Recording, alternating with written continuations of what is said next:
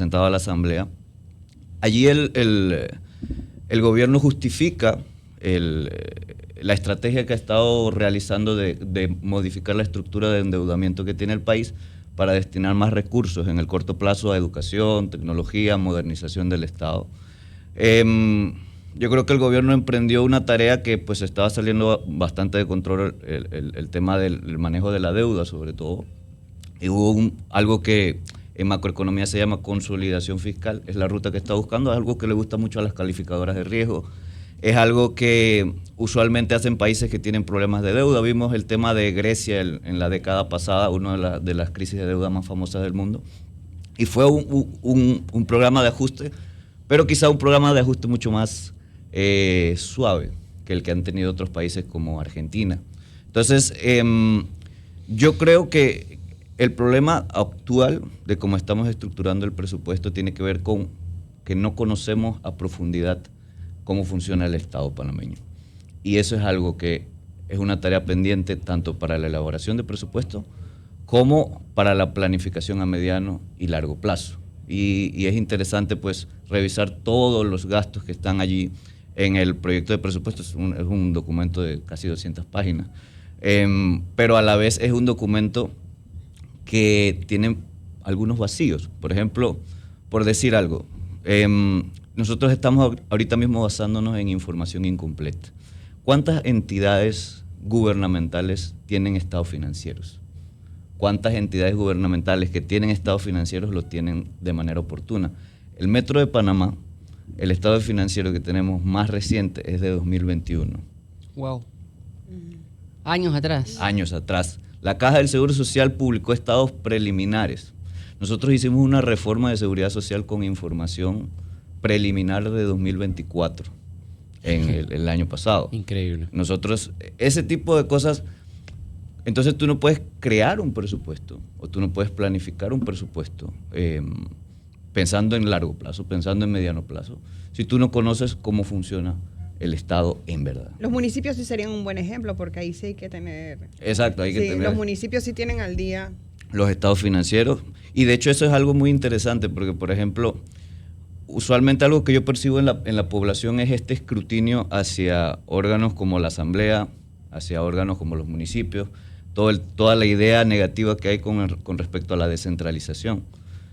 Pero tú ves que el mayor monstruo del presupuesto es el gobierno central. La mayor parte del presupuesto que se asigna al país son a los ministerios, son a la presidencia. Y por ejemplo, la Asamblea, y quizá la población no lo tiene tan claro, es menos del 1% del presupuesto que estamos discutiendo ahorita mismo. Y no digo que no haya problemas, pues sí los hay bastantes problemas de gestión en la Asamblea. Pero quizá estamos perdiendo de vista algunas cosas que deberíamos tener mucho más claras. Pero es difícil pensar de que hay un desconocimiento, porque no son empíricos los que están llevando el presupuesto tampoco de la nación. Entonces, cuando se habla, digamos, hay un desconocimiento o es que no quieren afrontar una realidad que se tiene detrás de todo esto. Pienso yo que es un poco un problema de pensar como se ha venido pensando durante todas las administraciones anteriores. Nosotros ahorita estamos en un proceso interesante, el de ingreso de Panamá a la OCDE. Hay recomendaciones interesantes de la OCDE que pudieran ayudarnos a fortalecer el conocimiento que nosotros tenemos del Estado.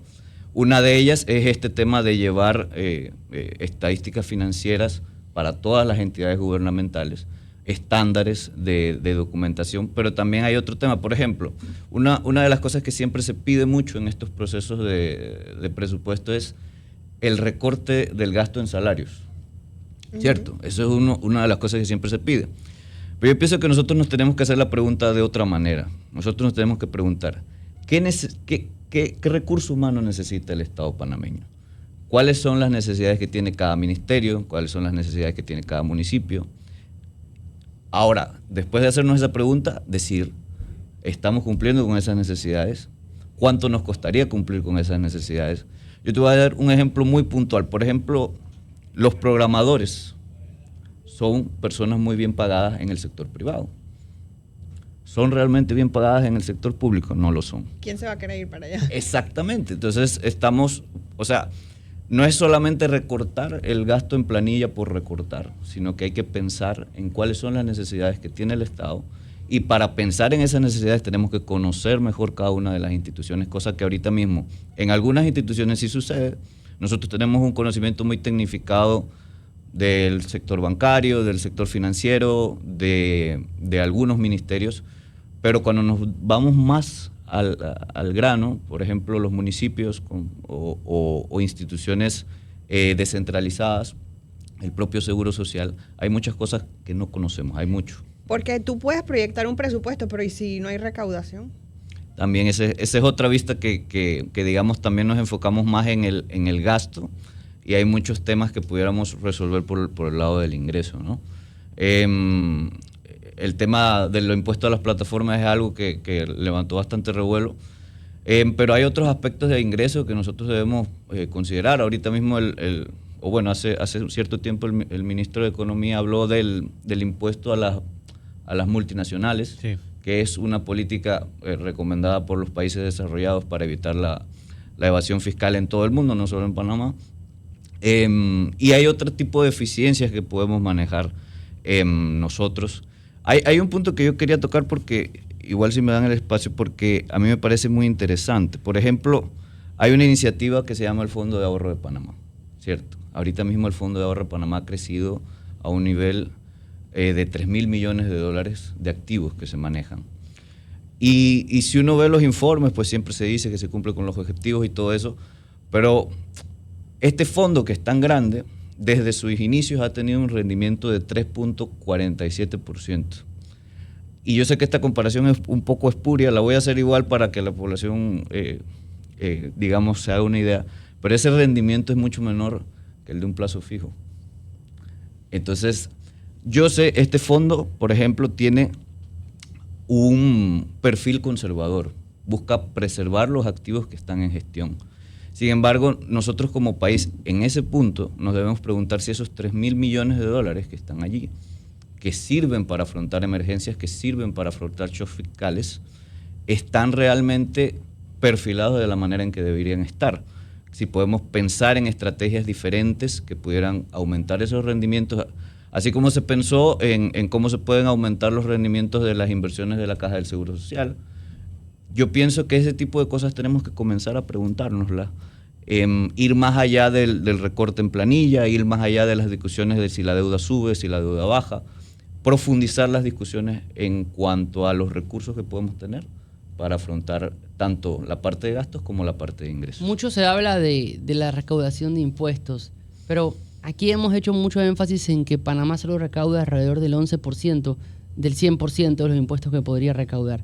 Y yo voy a contar algo que me pasó el fin de semana, porque yo tengo la técnica, y deberíamos tenerla todos los ciudadanos, de cuando vamos a comprar un producto, pedir la factura fiscal. Porque esa factura fiscal certifica que el negocio a donde vamos, además de que nos cobra el impuesto, lo está pagando. Se registra el pago. Yo fui el fin de semana a comprar un producto y cuando voy a hacer la compra, me dan, ¿quiere el tiquete de la tarjeta, el recibo de tarjeta? No lo quiero la fiscal. Y la cara de la persona que me atendía se transformó completamente. O sea, pasó de la buena manera a la mala manera. Y fíjese lo que hacen. La máquina de factura fiscal la tienen en una esquina del negocio, diferente a donde tienen la caja registradora. Es decir, a usted le cobran con la caja y con la tarjeta, y la caja registradora no imprime factura fiscal. Abren, cierran el cajón, sacan el recibo de la tarjeta y se lo dan. Cuando pide la fiscal tiene que transitar todo el camino desde un punto a otro para buscar la factura fiscal. Ese no solicitud de la factura fiscal lo pagamos todos. Porque cuando no se cobra el impuesto, porque usted no pide la factura fiscal, evidentemente ese impuesto no se registra en la DGI y no se paga anualmente en la declaración que hace el negocio. Por eso yo le consulto la realidad de entender como población que solo recaudamos un 11% del 100%, y todo esto es debido a la evasión fiscal que tenemos dentro del país. Sí, de acuerdo. Por eso esa iniciativa que existe actualmente, la lotería fiscal, en realidad uno tiene que ver el trasfondo, ¿no? Es una búsqueda de que el ciudadano sea vigilante de que los impuestos se paguen, se cobren y se paguen. Y eso va a aumentar el ingreso de los ingresos tributarios en el país. El tema de la evasión y también el tema de los sectores preferenciados por la política tributaria actual hace que el país esté entre los de más baja recaudación en América Latina. De hecho, ahora que el ingreso a la OCDE es muy importante porque ahora vamos a comenzar a compararnos contra los países que pertenecen a la OCDE. Y allí estamos mucho peor que en temas de recaudación fiscal que con América Latina. Entonces, yo creo que también tenemos que abordar otro punto interesante de lo que pasa en el país, que es que las empresas en el impuesto sobre la renta a personas jurídicas es mucho menor que el impuesto que pagan las personas o la población en el país. Y yo creo que esto es una anomalía que tiene que ver tanto con la actividad económica como tal, es decir, si la actividad económica es más grande, si la actividad económica es más próspera, hay más impuestos, pero a la vez tiene que ver con ciertas, digamos, oportunidades que aprovechan algunas empresas en zonas grises de cómo tenemos estructurada la política de tributos. Si volvemos nuevamente y retomamos el tema del Estado, así a grosso modo, ¿qué cosas usted ha visualizado como economista de que el Estado esté ejecutando, pero no esté recibiendo, no haya un retorno positivo para el país en cuanto a la economía? Bueno, en cuanto a la economía como tal, quizá me voy a desviar un poquitito, pero okay. En cuanto a retornos que no estamos recibiendo, algo que a mí me llama mucho la atención es el crecimiento en gasto de seguridad que hemos tenido. Ahorita mismo el Ministerio de Seguridad sobrepasó la barrera de los $1.000 millones en el presupuesto general del Estado. Si no estoy mal, son 1.100 millones de dólares. Sin embargo, nosotros hemos visto que la situación de seguridad en el país desde 2025 se ha deteriorado bastante. Y ya esto no es solamente un tema de percepción. De hecho, el Ministerio Público tiene estadísticas de lesiones personales. El delito que más ha crecido es el de lesiones personales en un 40%. Hay 4% más de homicidios, 14% más de estafas, 16% más de delitos sexuales y 2% más de hurtos. Entonces, yo no sé si estamos en un punto en que le estamos arrojando dinero al problema pensando que eso lo va a solucionar y no está habiendo como esa reflexión de si realmente nosotros necesitamos o si están bien distribuidos este dinero dentro de esas instituciones, para qué se está utilizando. Comparándolo con prevención en el MIDES, por ejemplo. Es correcto. O sea, porque ya eso es como para reprimir. Sí, exactamente. El Ministerio de Seguridad es represión y los otros son prevención. Sí, y yo creo que un ministerio que tiene más de $1.000 millones en presupuesto es un monstruo ya. Que esa comparación la hacían con países como El Salvador, que también le estaba apostando a la seguridad. Recuerdo que meses atrás las personas hablaban un poco sobre cuánto se invierte allá y cuánto se está invirtiendo en Panamá, pero los resultados son totalmente distintos, ¿no? Es correcto. Porque también la ejecución en cuanto a eso tendría que verse en temas de seguridad. Y esa palabra que utilizaste casualmente iba a preguntar, cuando se mide la ejecución del presupuesto de cada institución. Sí, ese es un tema que sobre todo creo que el mayor afectado es el Ministerio de Educación. Siempre hay un presupuesto muy elevado que no logran ejecutar por trabas institucionales y también por ineficiencias. Pues. Lastimosamente, esa es otra parte de lo que yo decía al principio de la entrevista, de desconocer las estructuras de los ministerios. ¿Por qué no ejecutamos lo suficiente? ¿Por qué no ejecutamos todo lo que presupuestamos?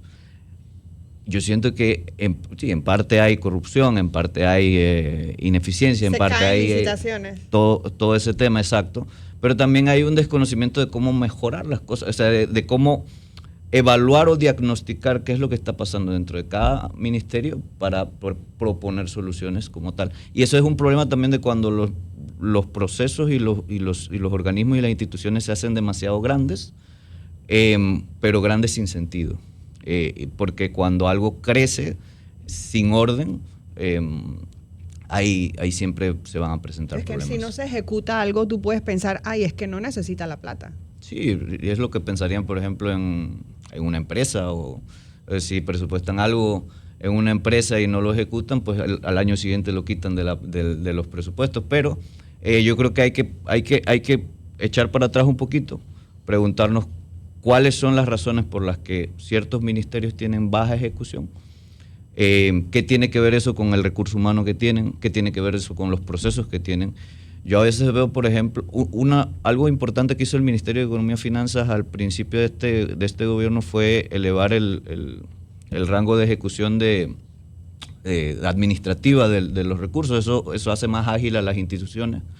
Pero a la vez nosotros debemos pensar hasta qué punto, pues sí, hay que fiscalizar, la Contraloría tiene que estar allí, pero hasta la Contraloría se le pasó el tema de las laptops, por ejemplo, y eso te habla de que el proceso sirve o no sirve. El control previo. Exacto, el proceso sirve o no sirve, realmente no es el proceso como tal, sino es entender cómo agilizar sin perder de vista el tema de la corrupción, ¿no? Ahora, ¿cómo se tendría que estar preparando Panamá para escenarios como los que va a librar en temas de arbitraje, tema de los puertos? Ayer leíamos acerca de un funcionario que desde China emitía comunicación diciendo prepárense porque esto va más allá de lo que se piensa en Panamá en cuanto a si ganasen el tema de los puertos, en cuanto a demandas y demás, pues porque si estamos preparados, sí, que se habla de millones de dólares allí. Sí, lastimosamente los arbitrajes que estamos emprendiendo o que se están emprendiendo contra Panamá por parte de PPC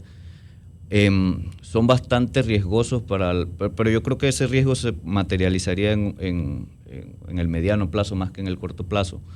Y en ese sentido pienso yo que no hay una estrategia muy clara de lo que, así como no pareció que hubo una estrategia cuando se irrumpió en las oficinas de Panama Port Company de manera muy dramática y se sacó por completo a la empresa, creando un desastre, porque eso sí ha sido un desastre logístico realmente. O sea, no tenemos idea de la magnitud de atrasos, de problemas logísticos que hubo en los puertos, producto de una decisión que obedece a temas geopolíticos, inclusive a temas de relación con los Estados Unidos, y que ha causado un trauma un poco pesado sobre nuestra actividad económica y que puede llegar a causar ese tema. Yo pienso que ahorita mismo no tenemos claro cómo prepararnos, que es muy difícil prepararse también para pagar 1.500 millones de dólares en indemnización. Ahora, recientemente aprueban el fondo en la oficina,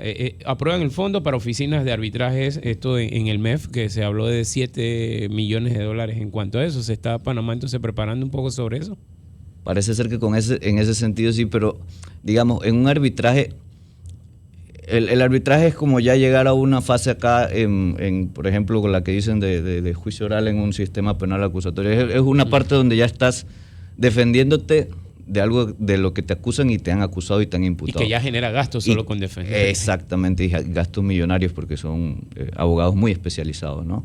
Entonces, lastimosamente ya también el gobierno quemó los puentes en la parte de llegar a un acuerdo fuera de estas instancias, porque el trato que ha recibido la empresa de Panama Port Company, más allá de que pues hayan abusado de la confianza del país, más allá de todos esos temas, no genera ningún tipo de acercamiento para que podamos resolver esta disputa de otra manera. Entonces, pues creo que simplemente es esperar lo mejor, pero no veo una estrategia clara. Y las matemáticas, hemos hablado, son frías, pero las emociones también pueden afectar la economía. Por ejemplo, todos estos ejemplos que se están dando, estas situaciones tipo este arbitraje que viene, ¿las empresas afuera lo pensarían para venir a invertir en Panamá? Yo pensaría que el caso de PPC es muy particular. O sea, mina. Sí lo pensé. El caso de la mina es el reflejo de cómo puedes abordar dos problemas similares de distintas maneras. Ajá. Porque no vimos este allanamiento a las empresas de First Quantum cuando salió el fallo de inconstitucionalidad. Al contrario, el gobierno ha manejado una relación muy cordial, muy cercana con la empresa.